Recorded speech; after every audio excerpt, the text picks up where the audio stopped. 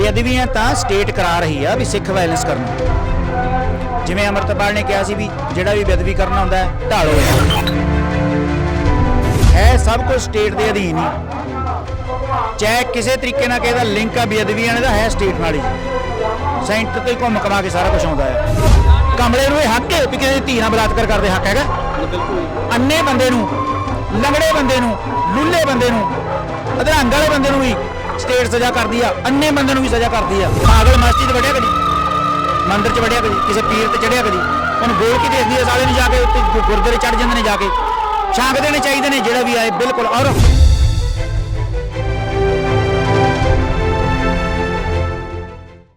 ਸਤਿ ਸ਼੍ਰੀ ਅਕਾਲ ਜੀ, ਇੰਡੋਸ ਟੀਵੀ ਤੁਸੀਂ ਦੇਖ ਰਹੇ ਹੋ। ਬਰਗਾੜੀ ਇਨਸਾਫ ਮੋਰਚੇ ਤੇ ਪਹੁੰਚੇ ਹੋਏ ਆ ਜਿੱਥੇ ਕਿ ਸ਼ਹੀਦੀ ਦਿਹਾੜਾ ਮਨਾਇਆ ਜਾ ਰਿਹਾ ਹੈ। ਸੋ ਸਾਡੇ ਨਾਲ ਬਾਬਾ ਬਖਸ਼ੀਸ਼ ਜੀ ਮੌਜੂਦ ਨੇ। ਵਾਹਿਗੁਰੂ ਜੀ ਕਾ ਖਾਲਸਾ, ਵਾਹਿਗੁਰੂ ਜੀ ਕੀ ਫਤਿਹ। 7 ਸਾਲ ਲੰਘ ਗਏ ਜੀ, ਇਨਸਾਫ ਹਾਲੇ ਤੱਕ ਨਹੀਂ ਮਿਲਿਆ। ਬੇਅਦਬੀਆਂ ਉਸ ਤੋਂ ਬਾਅਦ ਲਗਾਤਾਰ ਹੋ ਰਹੀਆਂ। ਰੀਸੈਂਟ ਵੀ ਜਿਹੜਾ 1 ਹਫ਼ਤਾ ਪਹਿਲਾਂ ਬੇਅਦਬੀ ਹੋਈ ਹੈ, ਕੀ ਕਹਿੰਦੇ ਹੋ? ਬੇਅਦਬੀਆਂ ਤਾਂ ਸਟੇਟ ਕਰਾ ਰਹੀ ਆ ਵੀ ਸਿੱਖ ਵਾਇਲੈਂਸ ਕਰਨਾ।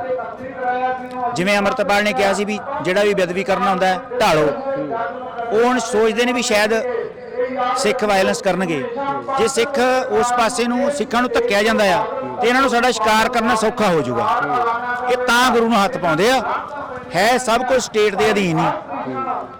ਚਾਹੇ ਕਿਸੇ ਤਰੀਕੇ ਨਾਲ ਕਿਸੇ ਦਾ ਲਿੰਕ ਆ ਬੇਅਦਬੀਆਂ ਦਾ ਹੈ ਸਟੇਟ ਨਾਲ ਹੀ, ਸੈਂਟਰ ਤੋਂ ਹੀ ਘੁੰਮ ਕਮਾ ਕੇ ਸਾਰਾ ਕੁਝ ਆਉਂਦਾ ਆ।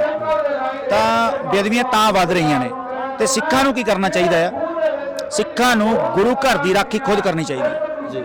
ਸੀਸੀਟੀਵੀ ਕੈਮਰਾ ਲੱਗੇ ਆ, ਤੁਹਾਨੂੰ ਇਹ ਨਹੀਂ ਲੱਗਦਾ ਕਿ ਅਸੀਂ ਗੋਲਕ ਦੀ ਰਾਖੀ ਤਾਂ ਬਹੁਤ ਵੱਧ ਚੜ ਕੇ ਕਰਦੇ ਪਏ ਆ? ਮਾਰੇ ਹੋਏ ਨੇ ਮੋਟੇ ਵੱਡੇ, ਕੋਈ ਗਰੀਬ 5 ਰੁਪਏ ਕੱਢ ਕੇ ਜਿਹੜੇ ਉਹ ਖੁੱਲੇ ਹੋਏ ਨੇ, ਹਾਲਾਂਕਿ ਖੁੱਲੇ ਰੱਖਣੇ ਹੀ ਆ, ਬਟ ਉੱਥੇ ਰਾਖੀ ਕੋਈ ਨਹੀਂ।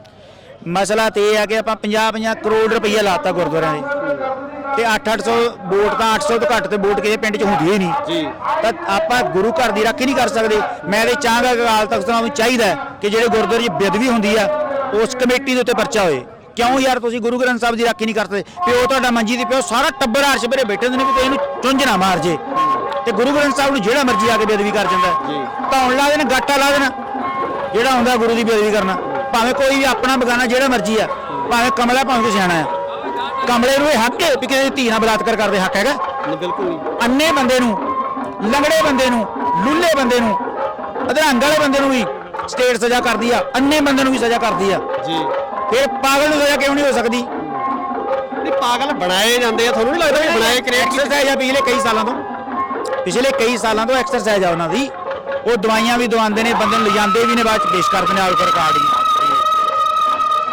ਪਾਗਲ ਮਸਜਿਦ ਵੜਿਆ ਕਦੀ, ਮੰਦਿਰ 'ਚ ਵੜਿਆ ਕਦੀ, ਕਿਸੇ ਪੀਰ ਤੇ ਚੜਿਆ ਕਦੀ, ਉਹਨੂੰ ਬੋਲ ਕੇ ਦੇਖਦੀ ਹੈ ਸਾਲੇ ਨੂੰ ਜਾ ਕੇ ਉੱਤੇ ਗੁਰਦੁਆਰੇ ਚੜ ਜਾਂਦੇ ਨੇ, ਜਾ ਕੇ ਛਾਂਗ ਦੇਣੇ ਚਾਹੀਦੇ ਨੇ ਜਿਹੜਾ ਵੀ ਆਏ ਬਿਲਕੁਲ। ਔਰ ਇਹ ਗੱਲ ਪੱਕੀ ਆ ਵੀ ਸਿੱਖ ਗੁਰੂ ਨੂੰ ਹਾਜ਼ਰ ਨਾਜ਼ਰ ਜਾਣ ਕੇ ਉਸੇ ਬੰਦੇ ਦੇ ਵਾਰ ਕਰਨ ਜਿਹੜਾ ਗੁਰੂ ਚੜ ਕੇ ਆਉਂਦਾ ਹੈ।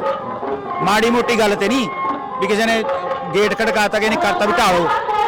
ਬੇਅਦਬੀ ਕਰਨ ਵਾਲਾ ਵਾਪਸ ਨਹੀਂ ਆਉਣਾ ਚਾਹੀਦਾ। ਪਹਿਲਾਂ ਸਾਨੂੰ ਪਤਾ ਹੀ ਨਹੀਂ ਕੌਣ ਕਿਵੇਂ ਆ, ਪਹਿਲਾਂ ਹੁਣ ਪਤਾ ਗੁਰੂ ਘਰ ਜਿਹੜਾ ਮਰਜ਼ੀ ਆਏ ਵੈਲਕਮ ਆ ਸਾਰਿਆਂ ਨੂੰ। ਬੇਅਦਬੀ ਕਰਕੇ ਗੇਟ ਤੋਂ ਬਾਹਰ ਨਹੀਂ ਜਾਣਾ ਚਾਹੀਦਾ। ਸਰਕਾਰਾਂ ਤੇ ਜਿਹੜੀਆਂ ਕਾਰਵਾਈਆਂ ਨੇ ਜਾਂ ਕਾਨੂੰਨ ਹੈ ਉਹਦੇ ਤੇ ਫਿਰ ਭਰੋਸਾ ਨਹੀਂ ਰੱਖੇਗਾ ਜਾਂ ਨਹੀਂ ਰੱਖਣਾ ਚਾਹੀਦਾ? ਇਹ ਤਾਂ ਕਾਨੂੰਨ ਨੇ ਵਿਸ਼ਵਾਸ ਦਿਵਾਉਣਾ ਹੁੰਦਾ ਪ੍ਰਜਾ ਨੂੰ, ਉਹ ਸਾਨੂੰ ਵਿਸ਼ਵਾਸ ਹੀ ਨਹੀਂ ਦਿਵਾ ਸਕਿਆ ਅਜੇ ਤੱਕ। ਧੋਖਾ ਹੀ ਧੋਖਾ, ਧੋਖਾ ਹੀ ਧੋਖਾ, ਧੋਖਾ ਹੀ ਧੋਖਾ। ਬਹੁਤ ਬਹੁਤ ਧੰਨਵਾਦ ਜੀ, ਤੁਸੀਂ ਆਪਣਾ ਸਮਾਂ ਦਿੱਤਾ, ਸ਼ੁਕਰੀਆ।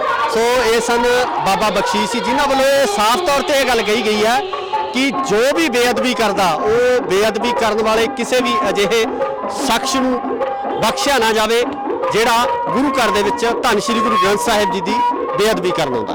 ਧੰਨਵਾਦ।